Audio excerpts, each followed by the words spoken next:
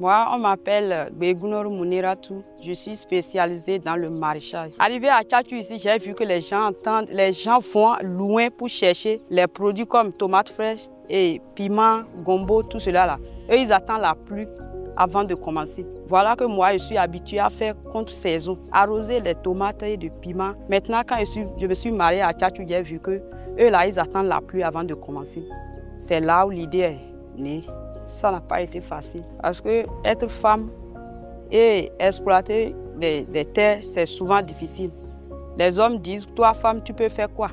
Et ils vont venir en même temps t'arracher la terre là où tu as commencé par travailler. Maintenant, je suis partie voir le délégué qui m'a envoyé sur le CA et j'ai un papier maintenant. J'ai l'autorisation du CA maintenant. C'est moi-même qui décide. Et si je dis ça à mon mari, s'il voit que ça va m'avantager, il m'aide à développer mon idée. Et s'il voit que ça ne va pas m'arranger, il dit il faut laisser ça là, ça ne va pas t'arranger. Je n'attends pas mon mari avant de faire ce que je veux. Par exemple, j'ai une fille qui m'a dit qu'elle veut faire lycée des jeunes filles. Et je l'ai inscrit. Parce que si j'attendais son papa, si le papa ne voulait pas, est-ce qu'elle pouvait aller? Non. Et en tant qu'une femme, par exemple, j'ai déjà 2 carrés ensemble. Avec le temps, même si je suis fatiguée, je peux construire là et je vais mettre les locataires. Les femmes, je demande aux femmes de faire comme moi. Parce que maintenant, les hommes, si tu ne fais rien, il n'y a pas un homme qui va te charger de la tête jusqu'aux pieds. Ça n'existe plus. Mais si toi, femme, tu te défends déjà, tu es à l'aise dans ton foyer. Même ton mari aussi te respecte. Parce qu'il y a des moments, si lui aussi il est coincé, tu vas l'aider.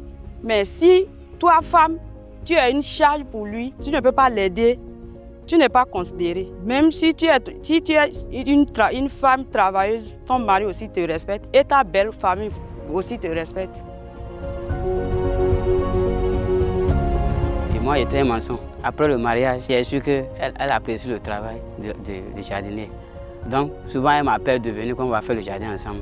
Et moi, je négligeais ça. Bon, je faisais mon travail seulement. Bon, après tout, je vois qu'elle se donne dedans, elle se donne dedans.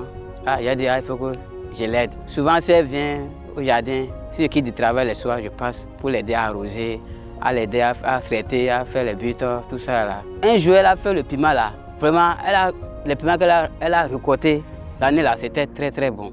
Elle a gagné de l'argent. C'est ça qui m'a attiré. Donc, il faut que je la donne coup de main aussi pour que nous puissions continuer.